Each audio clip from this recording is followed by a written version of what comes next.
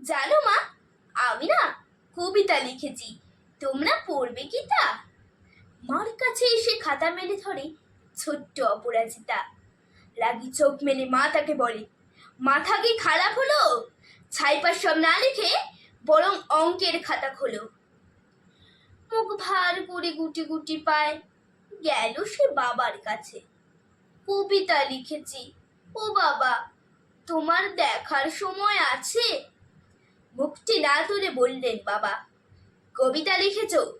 বেশ, পড়ব তো বটেই, আগে খবরের কাগজটা পড়ে শেষ। অগত্যা গেল দিদিটির কাছে, ডাকলো সে, দিদি আয়, দেখ না কেমন ছবিটা এঁকেছি ছোট্ট এই কবিতায়।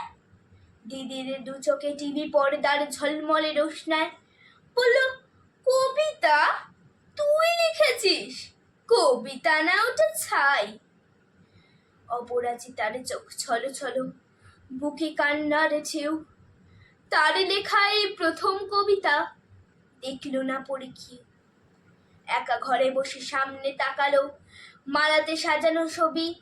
স্নিগ্ধ দু চোখে রয়েছেন যে সহজ পাঠের কবি।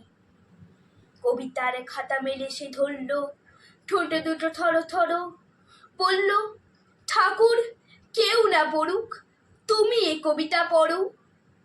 কি জানি কি করে কি যে হয়ে গেল, এই কথার সাথে সাথে রবি ঠাকুরের মালা থেকে ফুল ঝরল সে খাতাটাতে। মনে হলো তার সামনে দাঁড়িয়ে বুঝি রবীন্দ্রনাথ। মাথার ওপর রাখলেন তার আদর মাখানো হাত।